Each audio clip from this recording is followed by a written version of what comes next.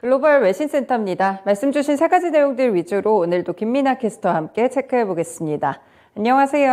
안녕하세요. 네, 첫 번째는 지금 초유의 관심사죠. 이 중간선거 결과에 대해서 많이 눈이 좀 쏠려 있을 것 같은데 아직 결론이 제대로 나지가 않았어요. 어떤 상황인가요? 네, 아직까지도 박빙의 상황입니다. 로이터 통신 보도 내용인데요. Control of U.S. Congress unclear as Republican red wave fizzles.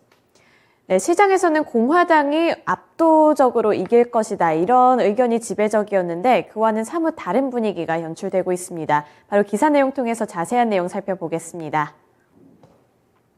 현지 시간 8일 치러진 미국 중간선거 결과를 앞두고 그간 민주당이 독식해온 양원이 공화당과 절반씩 분점되며 여야 간 권력의 균형을 맞추는 황금 분할의 상황을 맞이하게 됐다는 평가가 나오고 있습니다. 공화당으로서는 기대에 못 미치는 결과라는 지적을 피할 수 없을 것으로 보이는데요. 전통적으로 중간선거가 집권당의 무덤이라고 불릴 정도로 여당에는 불리한 구조를 갖고 있었습니다. 따라서 이번에 공화당이 조금 더 우세하지 않을까 이런 평가가 많이 나왔는데 그와는 약간 다르게 황금 균형 쪽으로 가고 있다는 점에 집중을 한 겁니다. 이 정권 심판론을 내세워서 의회의 완전 장악을 누렸던 공화당으로서는 이러한 흐름 자체가 기대에 못 미치는 결과라고 해석할 수 있는 건데요.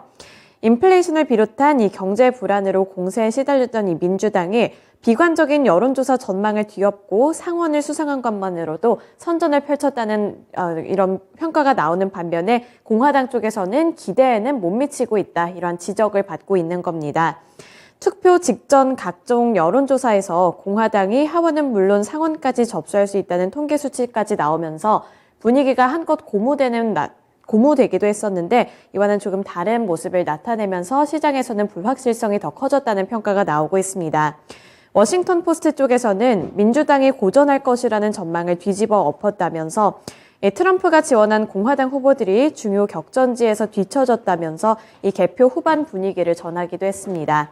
또 AFP 통신은 중간선거에서 레드 웨이브에 대한 기대감은 김이 새버렸다고 평가를 한 만큼 이 시장의 불확실성은 더 커지고 있고요. 그리고 앞으로의 결과는 더 지켜보기는 해야겠지만 이 균형을 잡는 쪽으로 가고 있다는 부분에 외신들은 집중했습니다.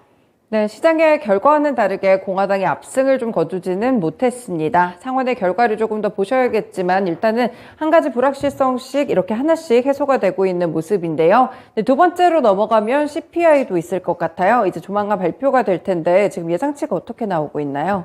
네, CPI에 대한 예상치 그리고 금리 전망에 대한 내용도 확인해 볼 수 있었는데 우선은 뉴욕의 연은 총재가 인플레이션에 대한 발언을 내놨습니다. 자세한 코멘트 통해서 함께 살펴보시죠. 존 윌리엄스 뉴욕 연은 총재가 미국의 장기 기대 인플레이션이 FOMC의 목표치와 대체로 일치하며 상당히 안정적으로 유지되고 있다고 말했습니다. 윌리엄스 총재는 장기 기대 인플레이션 수준에 대해 기대가 고정될 뿐만 아니라 FOMC 목표 수준에 있어야 한다고 강조를 했는데요. 장기 기대 인플레이션의 목표는 연 2%입니다. 지금까지 살펴봤을 때 일단은 이 장기 기대 인플레이션이 안정적인 흐름으로 가고 있다고 평가를 하면서 대체적으로는 견조하다는 평가를 내놓은 건데요. 같은 맥락에 있어서 이 미국 연준 쪽에서는 기준금리를 20여 년 만에 가장 높은 6%까지 올릴 수 있다는 다른 외신 보도의 내용도 이어졌습니다. 월스트리트 저널은 지난주 예상보다 강한 고용 보고서가 발표가 되면서 투자자들은 연준이 최고 6%까지 금리를 올릴 가능성을 지켜보고 있다고 보도했는데요. 따라서 지금까지 기대 인플레이션이 안정적으로 가고 있다는 뉴욕 연은 총재의 발언과 함께 금리 인상이 6%까지 오를 수도 있다는 전망도 함께 보도가 됐습니다. 네, 금리에 대해서는 일단 CPI를 좀 확인하시고 그 다음에 연준의 태도 변화까지 관측을 좀 해보셔야 될 것 같습니다. 다음 소식으로 넘어가 볼게요. 네, 미국 증시도 체크를 좀 해봤고 이 중국 쪽에서도 경제지표 발표가 있었던 것 같은데 어떤 내용 담겼나요? 네, 중국 쪽에서는 생산자 물가지수가 하락세를 나타냈습니다. CNBC 보도 내용인데요. One of China's inflation gauges drops for the first time since 2020. 네, 생산자 물가지수와 관련한 내용 자세하게 살펴보겠습니다. 10월 중국 생산자 물가가 22개월 만에 하락했습니다. 중국 경제의 디플레이션 압력이 커지고 있다는 관측이 나오고 있는데요. 우선은 이 중국 경제를 향한 우려감은 더 짙어지고 있습니다. 전 세계적으로 가장 엄격한 제로 코로나 방역 정책을 수행했던 이 중국 쪽에서 감염자가 급증을 하면서 수요가 감소한 영향도 있었다고 보고 있고요. 또 한동안 급등했던 원자재 가격도 하락을 하면서 생산업체 쪽에서는 가격 인하 압박을 받고 있습니다.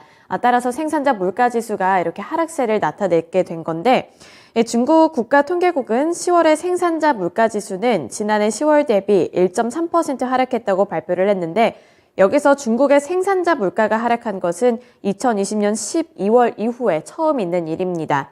국가통계국에서는 지난해 높았던 기저효과와 원자재 가격 하락 영향으로 생산자 물가가 떨어졌다고 설명을 했는데요.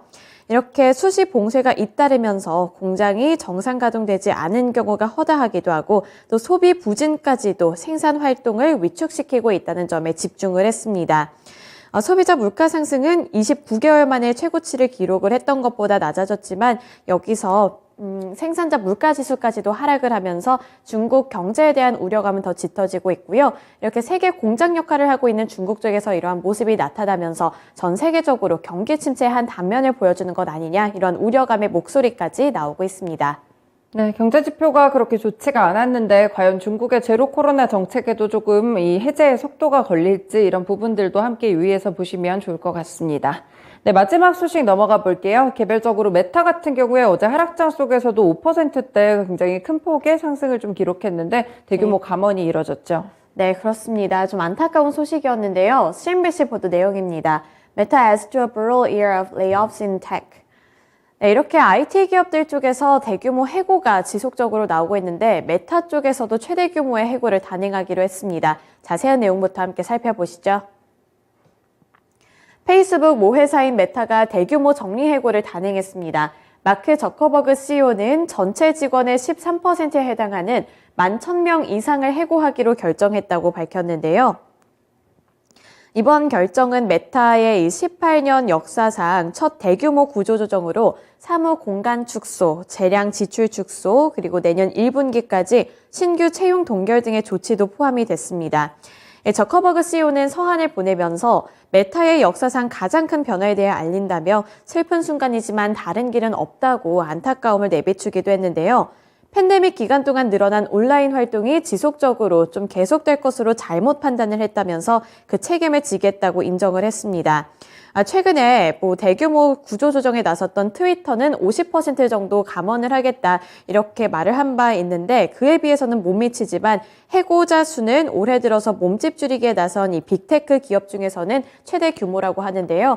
이러한 부분에 있어서 다시 한번 메타 쪽에서도 대규모 해고 소식에 시장은 촉각을 곤두세우고 있습니다.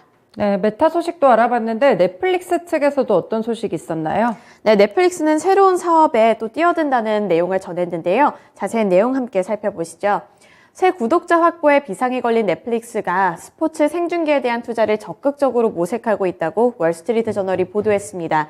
스포츠 중계권 가격이 계속 상승하는 것을 고려해 작은 스포츠 리그 매입도 검토하는 것으로 알려졌는데요. 이제는 OTT 경쟁이 치열해지면서 새로운 구독자 확보를 위해 넷플릭스가 이 스포츠 사업에도 뛰어들겠다고 보도한 겁니다. 이 보도 내용에 따르면 넷플릭스는 최근 영국과 프랑스 등 유럽 국가들에 대한 이 남자 프로테니스 투어 중계권을 입찰을 했다가 포기한 것으로 알려졌는데 이 소식통 쪽에서는 넷플릭스가 여자 프로테니스와 사이클 경기 영국 중계권 등 다른 스포츠에 대한 입찰도 논의했다고 설명했습니다. 또 스포츠 중계권 가격이 계속 상승하는 점을 고려했을 때 이 작은 스포츠 리그 매입도 검토를 한다고 밝혔는데요. 이 서핑처럼 덜 알려진 스포츠 리그를 사들여서 넷플릭스의 방대한 방송망을 활용해 인기 스포츠로 육성하겠다는 방침입니다. 이렇게 좀 OTT들의 치열한 경쟁 속에서 유명 스포츠 쪽으로 많은 사업체들이 관심을 기울이고 있는데 여기서 넷플릭스도 가만히 있지는 않고 발을 적극적으로 좀 넣겠다는 내용이었습니다. 네, 개별적인 미국의 빅테크 기업들의 소식까지 함께 알아봤습니다. 세 가지 소식들 김민아 캐스터와 함께 봤습니다. 고맙습니다. 지금까지 글로벌 외신센터였습니다.